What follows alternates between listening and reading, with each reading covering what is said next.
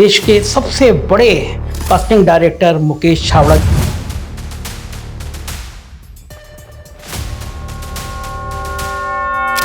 किसी भी बड़े डायरेक्टर को अगर मूवी बनानी होती है तो सबसे पहले वो आपके पास आता है। हिंदुस्तान की हर बड़ी फिल्म में सबसे पहले किसी डिपार्टमेंट में अगर किसी को हायर किया जाता तो शायद मैं ही होता। इस इंडस्ट्री में भी खास तौर से कास्टिंग डायरेक्टर और डायरेक्टर लड़कियों के पॉइंट ऑफ से पूछ रहा हूँ, ये अफवाहें होती हैं। ये आपको अगर आपकी समझ करेक्ट है, आपको सही सर्कल में घूमते हैं, सही लोगों से मिलते हैं तो आपको कोई गलत नहीं है। आपको अपने आप को इतना एजुकेट करना चाहिए। ये OTT वाला जो चलन है ये अभी भी और कितने समय तक थिएटर को प्रभावित करेगा? फिल्में तो हमेशा चलेगी, पर आपको अच्छी पिक्चर बनानी। अच्छा, ये कहा जाता है कि बहुत सुंदर होगा हीरोइन की परिभाषा बदल रही है। अच्छा एक्टर जो होगा, अच्छा एक्टर अच्छा देखने लगता है। तो वो जो लोग सामने होते हैं तो स्कैम होता है आपको? ऐसा लोग बोलते हैं, मुझे मालूम है कि मेरी ऑब्जर्वेशन स्किल बहुत अच्छी है। मैं लोगों के बिहेवियर को बहुत जल्दी कैच कर लेता हूँ ताकि सर वो कास्टिंग को मैं उनके एटीट्यूड के हिसाब से कास्ट करूँ।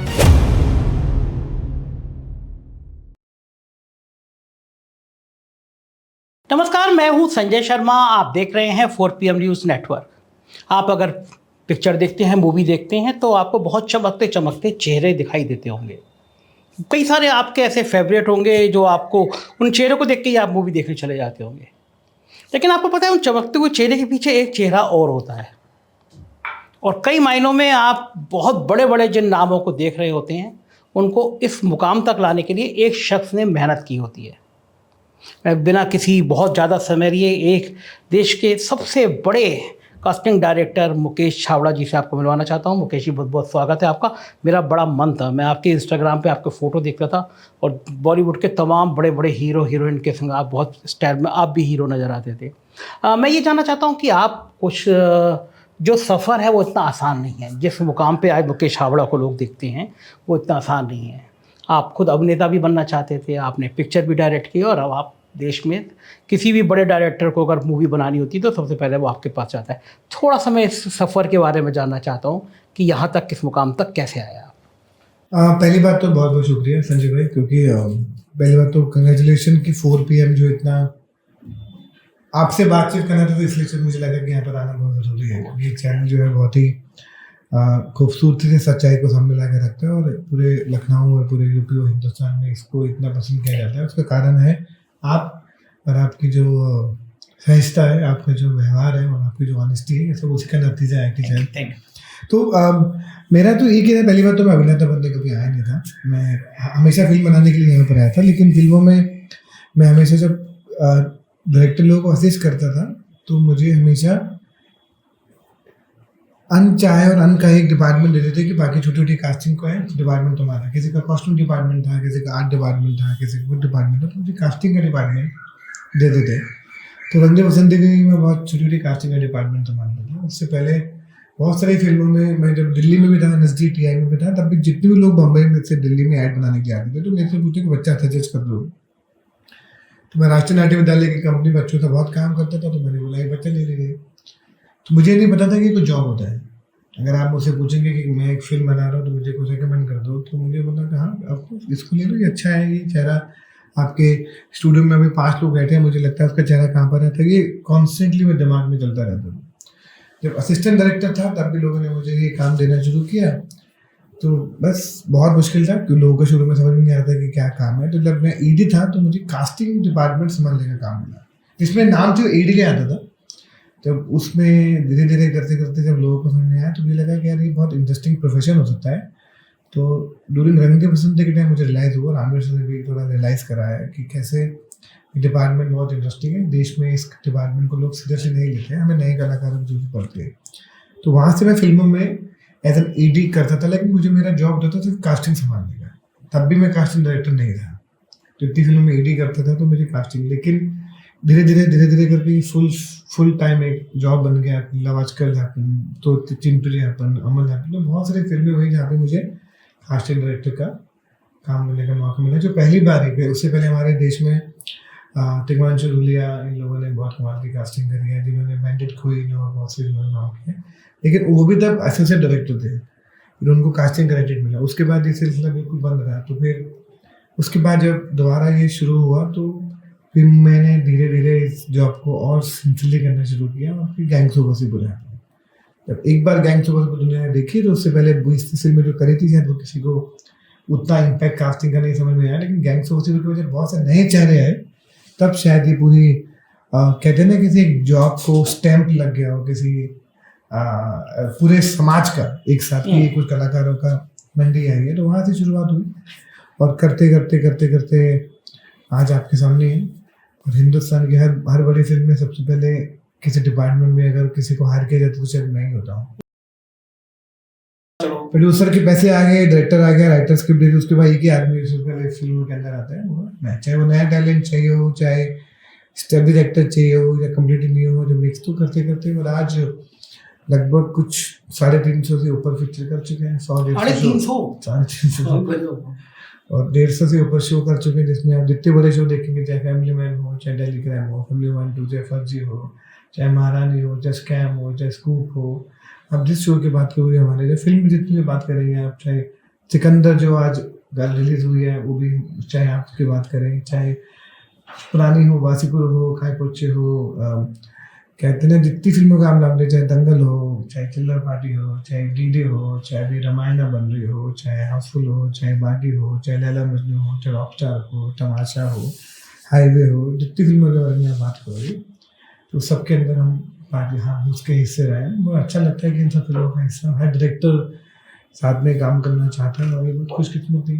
मुकेश भाई 12th के बाद में ना आदमी का मन होता है, माँ बाप 12th से ज़्यादा 12th फेल भी मुझे आता है, इसलिए 12th के बाद मन करता है आदमी का, मतलब माँ बाप का लगता है कि बेटा इंजीनियर बन जाए, डॉक्टर बन जाए, बच्चे भी लाइन लेने लगते हैं। तो ये फिल्मों का कीड़ा जो है कि फिल्म इंडस्ट्री में जाना है, आई थिंक मेरे पिताजी की तरफ से आया है। मेरे घर में ऐसा कुछ प्रेशर नहीं था कि डॉक्टर इंजीनियर बनना है। मेरे पिताजी शायद एक साधारण मतलब एक सरकारी नौकरी करते थे government of India press Delhi में, लेकिन वो गाने के बहुत शौकीन थे। उन्होंने मेरी जो बड़ी दीदी है उनको गंधर्व महाविद्यालय में संगीत सीखने के लिए वहाँ भी डाला था, और मुझे राष्ट्रीय नाट्य विद्यालय की टीआई में आया था, स्टूडेंट समर वर्कशॉप भी कराया था। उन्होंने बोला था कि बेटा देख इतने पैसे तो है नहीं, सबसे सस्ता जो एक चीज़ है वो है 50 रुपये की वर्कशॉप। दुनिया में सबसे सस्ता जो किसी चीज़ को सीखा जा सकता है वो है नाटक, लेकिन उसको सीखने की जो इच्छा होती है वो सबको सिखाना है। तो बस वो नाटक करने की उम्मीद से घुसे थे, वहाँ से फिर वो कीड़ा जो है वो पूरा का पूरा फिल्मों की तरफ, नाटक की तरफ चला गया। उसके बाद ही तो पढ़ाई उसी आसपास रही, श्री राम तक गए, राष्ट्रीय नाट्य विद्यालय रहे, तो सब उसी आई थिंक पिताजी का बहुत बड़ा हाथ है कि उन्होंने हमें 94-95 में समर वर्कशॉप में डाल दिया था, राष्ट्रीय नाट्य विद्यालय की संस्कार वर्कशॉप, जिसके बाद उसी कंपनी में हमने पढ़ाई खत्म करने के बाद नौकरी किया। आई थिंक उसी कंपनी में नौकरी की। कितने रुपए की शुरुआत की? पहली नौकरी वही थी एनएसडी की कंपनी। आई थिंक वही नौकरी थी, 8,000 रुपये सैलरी थी। अच्छा, तो वो मैक्सिमम मेहनत करने के बाद 12-13 तक तो पहुंच गए थे। 12-13 सोचो ये इतनी कम स्कॉलरशिप, इतने कम पैसे पे जिस बच्चे को सिखा रहे हैं वो सबसे बड़ा करोड़पति अरबपति आदमी हो जाएगा। अरबपति बनना है अब आपके साथ। वो मुझे पता है कि आप बताते नहीं अपनी आमदनी, इसीलिए मैं धीरे धीरे उधर की तरफ ला रहा था कि नहीं आप ले आइए अपनी नजर भी हो जाए। ऐसा नहीं है, चैट जीपीटी में मैंने पूछा कि मुकेश छाबड़ा की आमदनी, तो उसने बताया कि करोड़ों में। ग्रोक से पूछना ऐसे में भी लिखूं क्या? ऐसा आता है कि तो चैट जीपीटी नहीं है, उसमें ऐसे लिखने से आ जाते कि पैसे कैसे कमाए जाते भी बता दो। उसने कहा है कि मुकेश छाबड़ा को सीख लो, पैसे कैसे बरसते हैं। मुझसे एक जने ने बहुत आपके बारे में बातचीत हो रही थी, बड़े अच्छे डायरेक्टर हैं। उसने कहा कि मुकेश छाबड़ा जब सुबह उठते हैं और जिस समय तक हम लोग उठ के तैयार हो रहे थे तब तक मुकेश छाबड़ा 10-15 लाख रुपए रोज कमा चुके थे। तो मुझे लगा कि लोग दुनिया में ऐसे भी होते हैं, लेकिन आज पता चला कि इतनी कम पैसे में जिंदगी शुरू करके एक थिएटर की नाटक नौकरी करके। मुकेश भाई जब यहाँ पे आए थे, लोग कहते हैं अब तो बाकी लोग संघर्ष कर रहे हैं, आपका जीवन में उतना संघर्ष वाला था? बहुत है। मैं भी यहाँ पर NNP कॉलोनी गोरेगांव में, क्योंकि क्या है कि एडी होते हैं आपको पैसे बहुत कम मिलते हैं, आपको काम की तलाश होती है, एक फिल्म उससे कब बनेगी। तो मैंने भी मैं 8 लोगों के साथ यहाँ पे रहता था एक कमरे के अंदर। मेरे को भी एक कमरे में 8 लोग मतलब कमरा इससे भी आधा होगा, 10 बाई 10 होता है। वहाँ पे NNP कॉलोनी गोरेगांव में मैं, मेरे दोस्त धीरू, विकी, अमित, मामा, बहुत सारे लोग उस कमरे में रहते थे। और मेरी पहली दिवाली शहर में जो मेरे जेब में 50 रुपये थे, और मतलब मैं हमेशा लोगों को ना अपनी स्टोरी बताते हुए अजीब सा लगता है, मुझे लगता है हर आदमी की स्टोरी वैसी ही होती है। बस हम थोड़े जैसे हम थोड़े पॉपुलर हो जाते हैं तो हमारी कहानी बहुत इंस्पिरेशनल है, लेकिन उनकी सबकी सेम है। क्योंकि बेचारे उसी जिंदगी खत्म हो जाती है। हाँ वो खत्म, लेकिन मेरे आसपास जितने भी लोग थे सब वैसे ही जी रहे थे, तो हम बड़े खुश रहते थे। मुझे लगा था ऐसी तो लाइफ होती है। हम जैसे हम जब दिल्ली में एक सरकारी क्वार्टर में रहते थे तो सब खुश हो कि सभी क्वार्टर में रह रहे हैं, हाँ। तो आपको एहसास नहीं होता कि वहाँ पे हायरार्की सिस्टम नहीं होता है। जब मैंने बोला कि मैं रह रहा था तो सारे आसपास के दोस्त या स्ट्रगल के नाटक के सब इस पास ही रह गए, तो तब से ही जीवन होता है।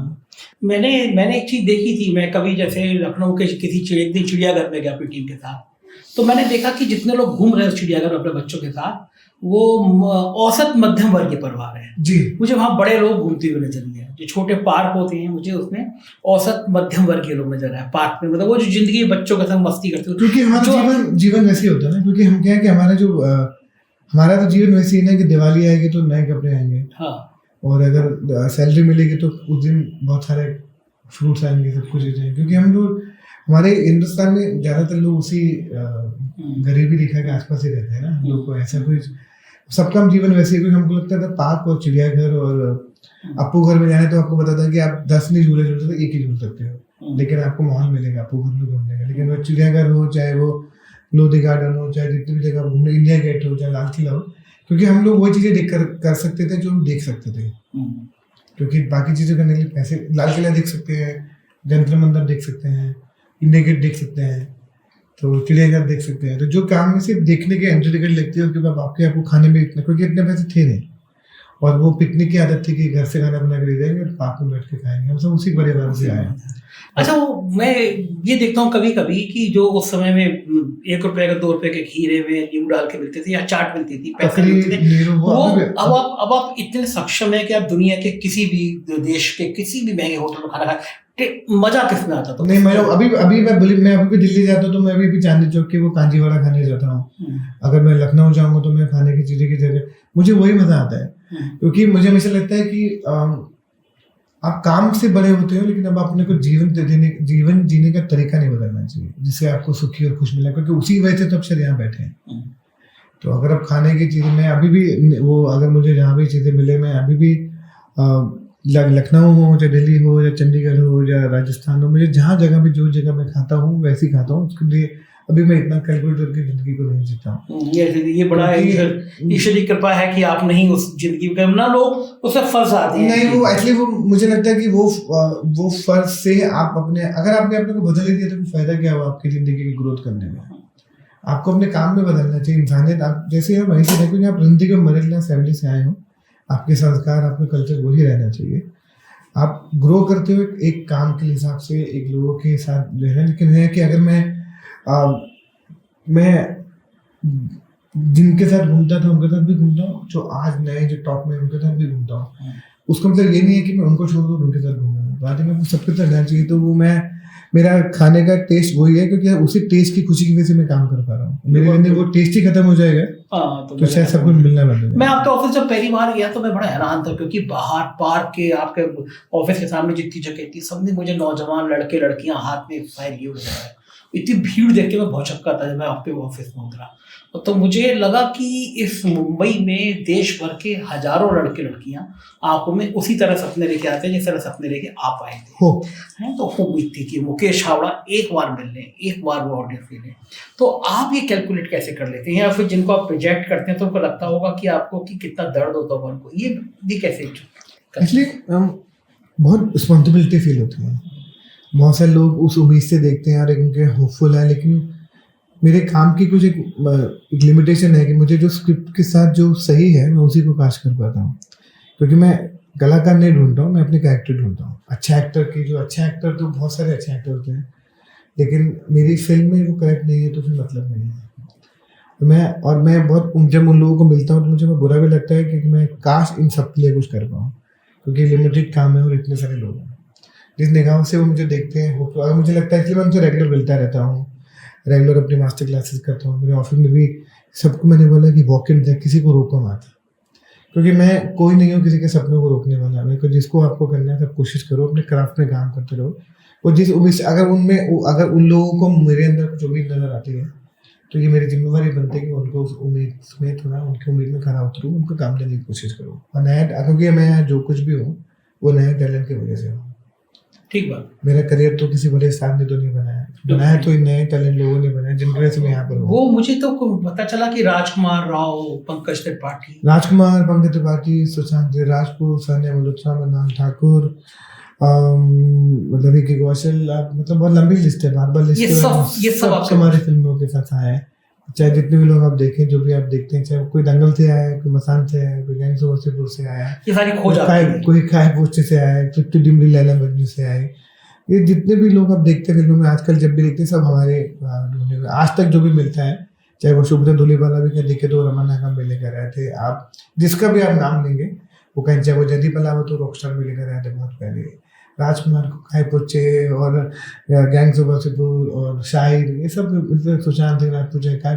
तो आई थिंक ये सब जो है ना, ये उस फिल्म के हिसाब से हमने सही वक्त पे उनको कास्ट किया, क्योंकि हम हमेशा किसी को ये बोलते हैं कि मैं फिल्म के लिए कास्ट कर रहा हूँ, और कौन जिंदगी किसकी कहाँ जाती है वो तो ऊपर वाला बता सकता है। ठीक बात है। लेकिन ऐसे बहुत सारे लोग हैं, बार बार उन लोगों का नाम, बहुत लंबी लिस्ट है। हाँ, नहीं नेचुरली ब्लैक वारंट में भी रिसेंटली अनुराग ठाकुर भी होगा, अभी परमजीत चीमा भी होगा, विजान कपूर भी होगा। ऐसे लिस्ट जो है वो हर फिल्म के साथ 2-2, 3-3, 4-4, 8-8, 10-10 लोग नए आते रहते हैं। तो आपको ये जैसे ये कहानी मिली, आपने कहा वो हर कहानी आप पहले खुद पढ़ते हैं, पूरी पढ़ते हैं? पढ़ना पड़ता है, क्योंकि डायरेक्टर सवाल पूछ लेते हैं ना इस तरह का। तो वो जो लोग सामने होते हैं तो स्कैन होता है आंखों में 24 घंटे कॉन्स्टेंटली रिकॉर्डिंग होते रहते हैं कि वो ऐसे साइड बैठ के मुझे क्यों देख रहा है, वो स्माइल क्यों कर रहा है, वो सपनों क्यों मुझसे देख रहा है मुझे इस वक्त, कि शायद यहाँ पे जाना चाहिए, मुझे भी जाना चाहिए, उसके मन में ये सवाल चल रहा है। तो ये कॉन्स्टेंटली सवाल लोगों के चेहरे पे रिकॉर्ड होते चले जाते हैं। तो ये कॉन्सेप्ट नेचर बन गया, सेकंड नेचर बन गया। क्योंकि मेरे एक ऐसा लोग बोलते हैं, मुझे मालूम है कि मेरी ऑब्जर्वेशन स्किल बहुत अच्छी है, मैं लोगों के बिहेवियर को बहुत जल्दी कैच कर देता हूँ, ताकि शायद वो कास्टिंग को मैं उनके एटीट्यूड के हिसाब से कास्ट करता हूँ। कुछ जगह ऐसी हुई होगी सडनली आप जा रहे होंगे, सड़क पे कोई आदमी नजर आया? हाँ, और सुशांत मुझे कैफे में मिला था। अच्छा। हाँ, और एक लड़का इरफान जो चिल्लर पार्टी में बच्चा था, वो रेड लाइट में मुझे मिला था, उसको उठाया, ट्रेन किया, उसको भी काय पूछे। बजरंगी भाईजान की मुन्नी मुझे नोएडा के गुड़गांव के एक मॉल में मिली थी। तो एक लड़के श्रेया चौधरी, जो शायद आजकल वो बमन ईरानी की फिल्म में वो बेंचेस बनने में लीड एक्टर थी, वो मुझे बड़ा पाव खा रही थी, उसकी माँ के साथ मिली थी, अभी एक्टिंग नहीं किया था, हमने कहा पाइए हमसे मिले। तो अच्छा, उससे कभी एक्टिंग नहीं की थी, आपने ऐसे बुलाया? हाँ। एक्टिंग भी सिखाई वो, क्योंकि ऑडिशन देख समझ में आता है कि कितना पोटेंशियल है, तो हो जाता है। तो वो स्कैनिंग वो चलती रहती है, 24 घंटे चलती रहती है, 24 घंटे चलती रहती है। एक बड़ा आरोप लगता है और बड़ी चर्चा होती है, जो छोटे शहर के बड़े शहर के लोग कहते हैं, वो कहते हैं कि इस इंडस्ट्री में भी आज हालांकि ये गंदगी तो हर तरफ है, लेकिन इस इंडस्ट्री में भी खास तौर से कास्टिंग डायरेक्टर और डायरेक्टर लड़कियों के पॉइंट ऑफ व्यू पूछ रहा हूँ, ये अफवाहें होती हैं, चर्चाएं बहुत होती हैं। चर्चा तो हर चीज पे हो रही है इस शहर में, तो क्योंकि मैं खुशकिस्मत हूँ कि जिन डायरेक्टर के साथ मैं काम करता हूँ, जिन लोगों के साथ मैं काम करता हूँ, मेरे को बहुत अच्छे लोग मिले। ये आपको, अगर आपकी समझ करेक्ट है, आपको सही सर्कल में घूमते हैं, सही लोगों से मिलते हैं, तो आपको तक कुछ गलत नहीं है। आपको अपने आप को इतना एजुकेट करना चाहिए, क्योंकि आप, मैं मेरे साथ दुनिया वर्ल्ड की हिंदुस्तान के साथ पहले डायरेक्टर ठीक है, मुझे जब तक मेरे आपके सामने ऐसा कुछ होगा, एक्सपीरियंस होगा, तभी मैं उस पर बात कर सकता हूँ। क्योंकि मैंने वैसे बहुत सारी बातें हर आदमी के बारे में सुनी है। सही बात है। मैं तो न्यूज़ वर्ल्ड के बारे में इतना कुछ सुना है, बिल्कुल ठीक बात है। तो हर डिपार्टमेंट में यहाँ पे अगर आपको प्रमोशन चाहिए तो कुछ होना कुछ हो, तो ये सुना ही है सबने, क्योंकि हमने इतनी मेहनत करके इस शहर को इतनी इज्जत लाने की कोशिश, उसको भी तो टैलेंट ढूंढना है। घूम फिर के बार बार उसी चीज पे क्यों आ जाते हैं? टैलेंट पे क्यों नहीं बात करें, मेहनत करके लोगों को लेकर आए। बिल्कुल ठीक बात है। कोरोना के बाद में फिल्म इंडस्ट्री थोड़ा डरी, क्योंकि पिक्चरें लगातार एक के बाद एक उतना सक्सेस नहीं हो पाई। क्या अभी भी बॉलीवुड उस स्टेज पे खड़ा हुआ है? पिक्चर बनाने के नाम पे आदमी को डर लगने लगा है कि पिक्चर बनाएंगे, और आदमी को डर तो है थोड़ा, क्योंकि वो कोरोना हो या कोरोना नहीं हो, उससे पहले उसके बाद में अच्छी पिक्चर बनानी पड़ेगी, पिक्चर अच्छी बनानी पड़ेगी। अब हम किसी भी तरह का किसी भी चीज़ के एक्सक्यूज नहीं दे सकते हैं। ऑडियंस बहुत स्मार्ट है, जो जनता है वो समझती है, वो बोलते मैं अच्छा सिनेमा देख रहा हूँ, क्योंकि हम अपने घर से उठ के एक फिल्म को देखने के लिए जा रहे हैं। अगर एक परिवार को, मध्य वर्ग के परिवार को भी पिक्चर देखना है तो 1000 रुपये तो चाहिए, 5-4 बोलो पिक्चर देखने के लिए चाहिए, चाहे कुछ खाएं। अगर वो एक जिसकी ज़िंदगी में जो तनख्वाह है वो उसी से घर चलता है, तो उसको 1000 रुपये सोच के खर्च करने हैं। हम उनको कुछ भी नहीं दिखा सकते, हम उनको ऐसे गारंटेड नहीं दे सकते हैं। अच्छी पिक्चर बनानी ही पड़ेगी, और ऐसा नहीं कि अच्छी 12th फेल आए बहुत अच्छी चले, ऐसा नहीं है कि फिल्में अच्छी फिल्म बनाएंगे तो चलेगी। तो अभी डरे हुए हैं लोग, क्योंकि फिल्में कम चल रही है, लोग अपने घरों से बहुत कम निकल रहे हैं, OTT का दौर चल रहा है, लोग घर बैठ के उनको उनकी गोदी पे आके फिल्म बैठा देते हैं, रिमोट में है पिक्चर नहीं तो देख सकते हैं लोग। अधिक थोड़ा तो फर्क हुआ है, लेकिन अगर आप अच्छी पिक्चर बनाते हैं तो लोग घरों से निकल के भाग के जाते हैं। अच्छा, क्या लगता है आपको ये OTT वाला जो चलन है, ये अभी भी और कितने समय तक थिएटर को प्रभावित करेगा? देखो, अच्छी फिल्में थिएटर में लोग फिर भी जाएंगे। अब लोग छावा देखने भी गए थे, लोग स्त्री देखने भी गए थे, ये दोनों सुपर डुपर ब्लॉकबस्टर। ऐसा नहीं है कि अगर आप अच्छी पिक्चर है लोग आज भी जाएंगे।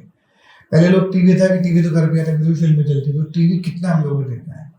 हम तब भी घरों में जब बचपन में चित्रा, रामायण, बुनियाद, हम लोग, फौजी, ये सब चीज़ें आती थी, हम तब भी तो फिल्में देखने जाते थे। उसके बाद टेलीविजन स्टार इतना ऊपर, जी टीवी, स्टार प्लस, बड़े बड़े चैनल, इतना बड़े बड़े सीरीज आते, उसके भी फिल्में चलती थी। फिल्में तो हमेशा चलेंगी, पर आपको अच्छी पिक्चर बनानी पड़ेगी। अच्छी पिक्चर, बड़े बजट की पिक्चर हो या छोटे बजट की पिक्चर हो, इसका भी कोई पैमाना होता है कि बड़े बजट की होगी तो ज़्यादा चल जाएगी या छोटे बजट की होगी तो नहीं चल नहीं, ऐसा कुछ नहीं। आजकल आप ना स्टार पावर भरोसा कर सकते हो, ना छोटी या बड़ी पिक्चर। जो अच्छी होगी, लापता लेडीज की, वो सब दुनिया जानती है। महंगी पिक्चर नहीं, 12 फिल्म भी महंगी पिक्चर नहीं। वैसे बहुत बड़ी बड़ी पिक्चरें हैं जो रिसेंटली है, इस साल जितनी फिल्में आई मुझे लगता है तो कोई पिक्चर चली है बड़ी या बड़े स्टार की है किसी की। अब मुझे बताओ कि किसी बड़े स्टार की पिक्चर चली है इस साल, जब से ये साल शुरू हो रहा है। तो ऐसा नहीं है कि बड़े स्टार और छोटे स्टार, बड़ी पिक्चर, छोटी पिक्चर, पिक्चर अच्छी ही चलेगी। मैंने बोला ना, इस बार हमारी जो जनता है वो बहुत समझदार है। अच्छा, आप नए नए कलाकारों को लिया, राजकुमार राव, पंकज त्रिपाठी, लंबी लिस्ट है, लेकिन ये कहा जाता था फिल्म इंडस्ट्री में कि जो बड़े घराने होते हैं उन्हीं के हीरो का बच्चा हीरो होगा। हाँ, ऐसा नहीं है। वो सब जो आप नेपोटिज्म की बात, आप मुझे हमेशा लगता है कि मैं कभी उसके अगेंस्ट कभी नहीं था कि कल को अगर आपका बच्चा बोलेगा मुझे न्यूज़ चैनल में जाना तो मना करेंगे, क्योंकि आप अपने बच्चों के लिए सब जान जाना था उनके। अगर उनके इतने, हाँ, लेकिन अगर आपके बच्चे के अंदर बहुत टैलेंट है तो लोग आपको, रणबीर कपूर भी तो इंडस्ट्री का है ना, आलिया भट्ट भी तो इंडस्ट्री की है, लेकिन आपको, आपके अंदर टैलेंट होना चाहिए, लोग आपको एक्सेप्ट करें। अगर उनको लगता है कि आप टैलेंटेड नहीं है, फिर आपको अपॉर्चुनिटी मिले, तभी उनको दुख होता है। They are not against the nepotism, they are against the bad talent. और मुझे ऐसा लगता है कि अब कैसे आप देखोगे दिल्ली में या लखनऊ में कोई पुरानी दुकानें होती है, दादा की होती है तो पिताजी चला रहे हैं, पिताजी के बाद बच्चे चला, तो वो गलत नहीं है क्या? बिजनेस बर्बाद करिए रहे। किसी सरकारी नौकरी में किसी की परिवार में डेथ हो जाती है तो नौकरी किसी और को जाती है, ऐसा होता है ना सरकारी नौकरी, तो वो क्या नेपोटिज्म नहीं है। आई थिंक टैलेंट होना चाहिए, जो टैलेंट बहुत इंपॉर्टेंट चीज़ है। अगर गलत होता है लोगों को दुख होता है, मुझे भी दुख होता है, लेकिन आप देखोगे सबसे ज़्यादा जो लोग अभी इस वक्त काम करें सब बाहर से आए हैं।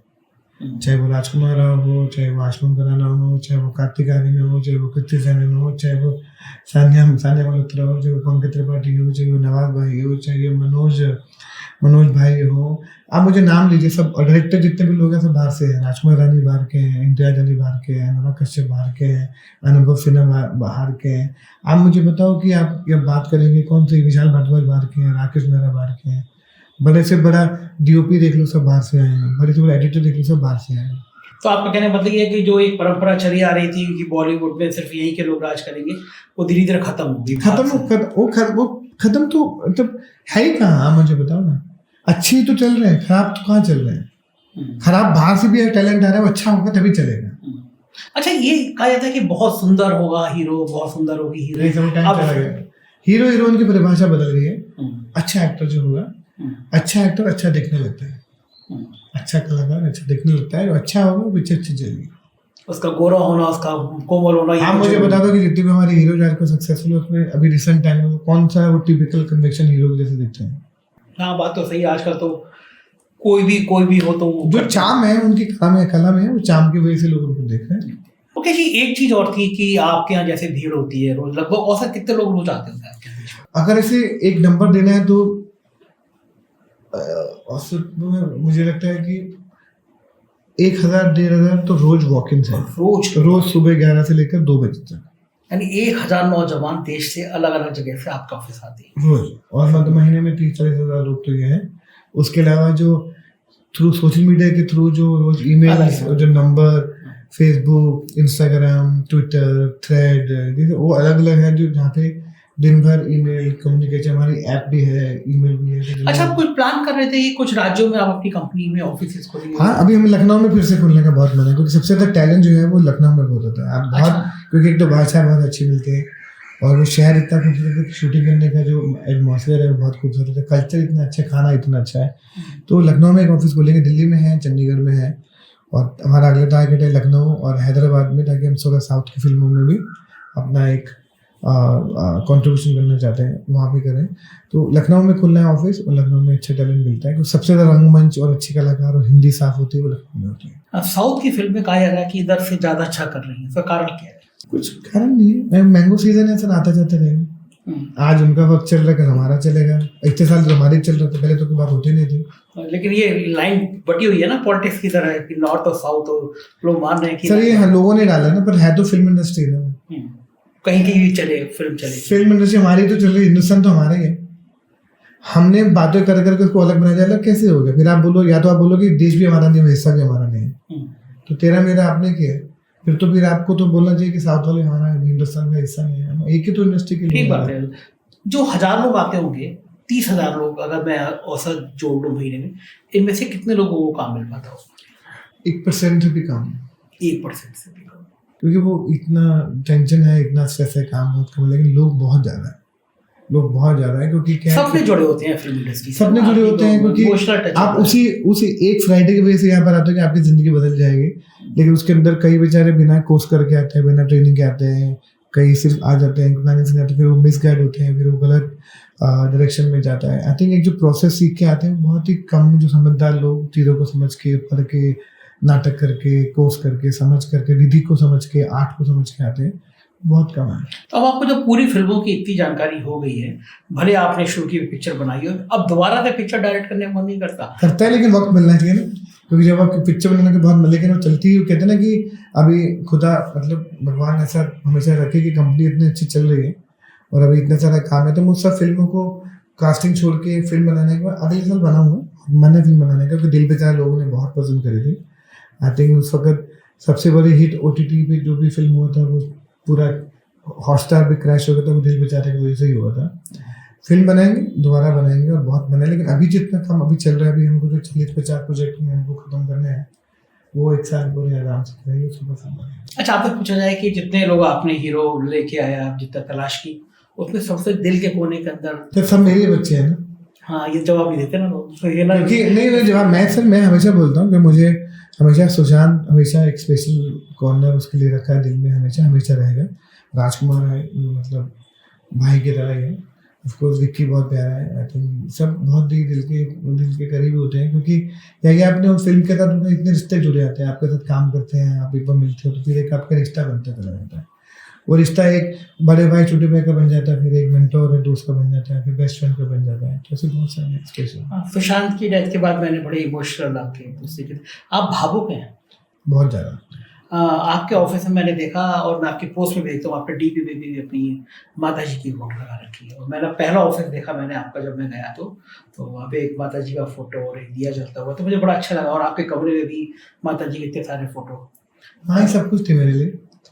आई थिंक माँ से बड़ा कुछ होता नहीं। माँ, अगर कोई आदमी बोले कि मेरी जिंदगी में मेरा काम, मेरी गर्लफ्रेंड, मेरा जो सब माँ से पहले, माँ के 10 होने के बाद भी, उसके बाद 11वां 12वां नंबर पे दुनिया आनी चाहिए।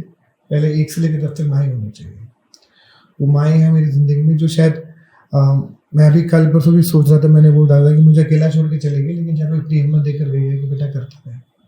लेकिन माँ से बड़ा कुछ है नहीं, और आई थिंक उससे बड़ा होना भी नहीं चाहिए। तो मैं जब लोगों की बातें के बारे में सुनता हूँ कि अरे यार मैंने माँ से आज बात नहीं करी, माँ से, मैं बोलता कि भाई तुम खुशकिस्मत हो कि तुमने बात नहीं करी, मैं तो बात कर ही नहीं सकता हूँ अभी। लेकिन वो भावुक होना जिंदगी में अच्छा होता है या खराब होता है? बहुत अच्छा होता है, क्योंकि अब अगर आप जेन्युइनली भावुक हैं और आपकी लाइफ इमोशनल है, तो कभी भी आप धोखा नहीं खाएंगे। आप थोड़ा धीरे चलेंगे, क्योंकि मैंने सुना है कि चालाक लोग जल्दी आगे बढ़ते हैं, भावुक इमोशनल लोग थोड़ा बार बार हर्ट होते से रहते हैं, तो उनके रास्तों में हर्ट होते हैं, फिर हर्ट होते हैं, फिर हर्ट होते हैं, फिर हर्ट होते हैं, लेकिन वो सक्सेसफुल हो जाते हैं। आप पहले इंसान है। लोग कहते हैं कि भावुक होना बड़ा बेवकूफ़ी भरा होता है, लोग बेवकूफ़ बना देते हैं। नहीं सर, ऐसा होता तो सर मैं यहाँ बैठा नहीं होता। मतलब मैं अगर आपको बताऊं कि अब जो भी आश्वन से बात करेंगे वो भी बहुत भावुक है, अगर आप विक्की से बात करना वो कितना भावुक है, अभी आप राजकुमार के साथ रहना कितना भावुक है।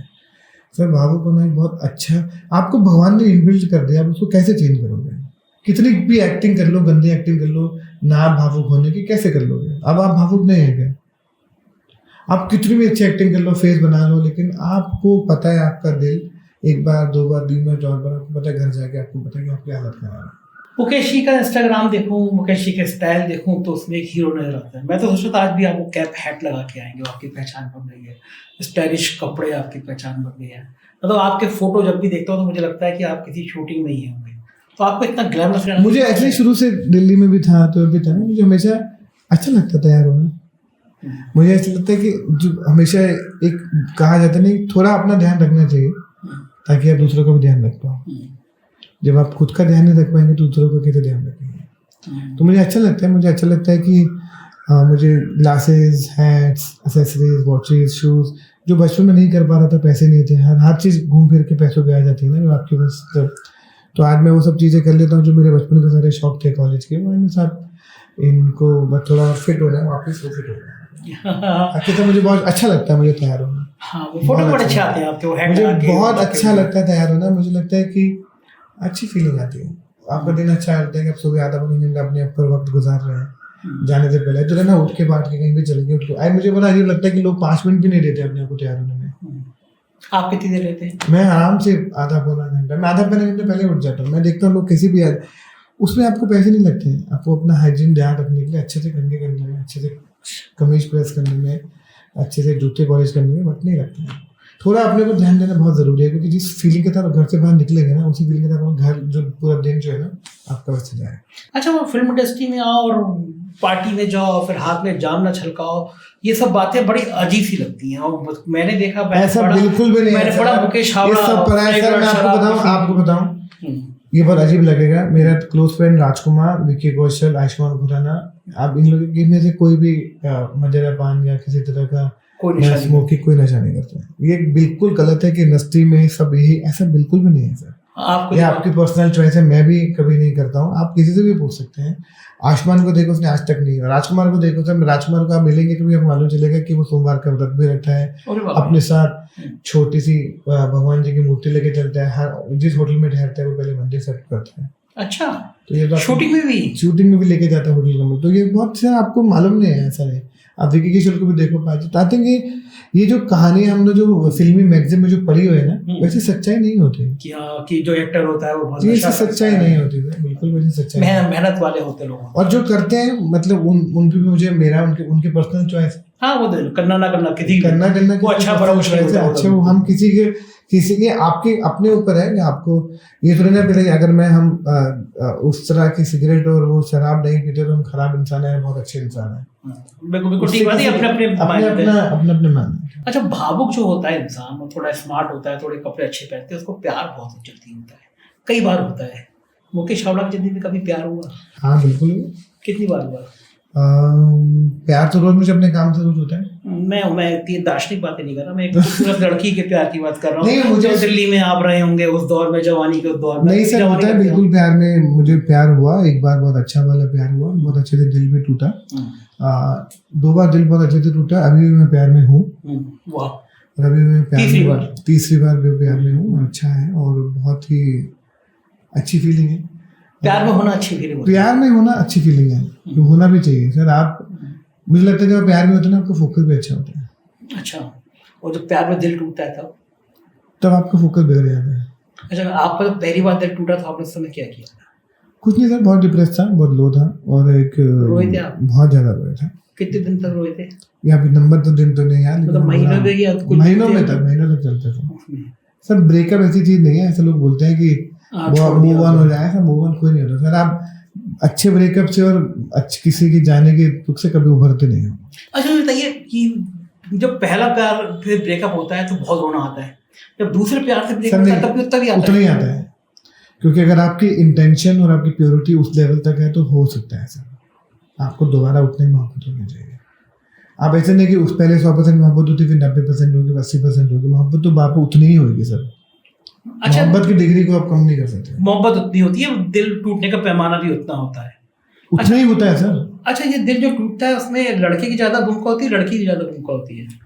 सर मेरे केस में मेरी भूमिका ज्यादा था कि मेरे को लगता है कि मैंने खुद अपने रिलेशनशिप को अच्छे से हैंडल नहीं किया। मैं किसी को ब्लेम नहीं करता हूँ, मैं हमेशा बोलता हूँ मेरी गलती।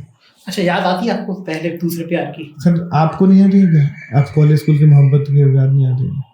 आप कैसे भूल सकते प्यार किया? मतलब आप सुनने के भूल जाओगे अपनी जिंदगी से? आपकी जिंदगी में जो चैप्टर चला गया ना सर, वो भुला नहीं सकते आप इग्नोर कर सकते हो, भुला नहीं सकते हो। मुझे तो लगता है कि आपकी बढ़िया कपड़े, हैट देख के लड़कियों को बहुत ज्यादा प्यार होता होगा। इस तरह की लड़कियां बहुत प्रपोज भी करती ये आपके जी आपके चैनल की आप मोहब्बत में नहीं चला गया बोले बात करते भावुक से मतलब प्यार में चला गया। मुझे लगा कि वो कपड़े पहने हुए एक नौजवान आदमी है जो किसी की भी तकदीर बदल सकता है। मुकेश हावड़ा ने हाथ तकदीर ऊपर वाला बदलते हैं। हाँ, मतलब एक माध्यम बनाता है। हाँ सर, तो वो बढ़िया कपड़े पहनने वाला, इतने ग्लैमर में रहने वाला, जो आदमी आपकी इंस्टाग्राम देख लेगा, देश का कोई बॉलीवुड एक्टर नहीं है, जो लोग कहते हैं जिसको फोन कर दोगे आप वो आपके लिए हाजिर है। तो फिर लड़कियां सोचती हैं काश मुकेश के साथ एक कप चाय का ऐसा कुछ नहीं होता। किसी अच्छा प्रपोज किया आपको इस तरह से जो आपने ना किया हो? बिल्कुल भी नहीं सर, हमने ऐसा कभी अपने आप को ऐसा एक्सेस ही नहीं दिया कि लोग ऐसे करें। आप अपने काम मैसेज में तो भेजते हो Mukesh I love you sir. नहीं भेजता सर, पता नहीं आपको बहुत ऐसे मैसेज आते हैं। आप अपने मन से जो बातें आपके मन में वो मुझसे पूछना चाह रहे हैं। अगर आपकी जगह होता, आपकी तरह स्मार्ट होता और ऐसे हेड वेट लगा के तो निश्चित में आते, क्यों नहीं आते लड़कियां? जब आप काम करते हो आपकी लाइफ अलग होती है सर। हर जिंदगी ऐसी नहीं होती जैसे आपको दिख रही है। आप काम करके देखो तो हमारे को वक्त नहीं होता, मतलब घर जाके पानी पीने का भी इतनी ताकत इतनी हालत। अच्छा, अगर ऐसे मेल आए, अगर आप आए, मैं आपको डीएम आए कि मुकेश जी मैं मर जाऊंगी भाई, अगर आने लगे ऐसे तो आप जवाब दोगे उसका? ऐसा नहीं होता सर, आप बहुत फिल्में देखते हैं, ऐसा नहीं होता है, ऐसा नहीं होता है। अच्छा नहीं होता है, ऐसा नहीं होता है। बॉलीवुड के लोगों को मैसेज ऐसे नहीं आते होंगे इस तरह सर? आते होंगे, मुझे उन वाले मैं किसी के डीएम और मैसेजेस को नहीं पढ़ता। हमारे संस्कारों में बताया जाए किसी का फोन नहीं छीनना चाहिए।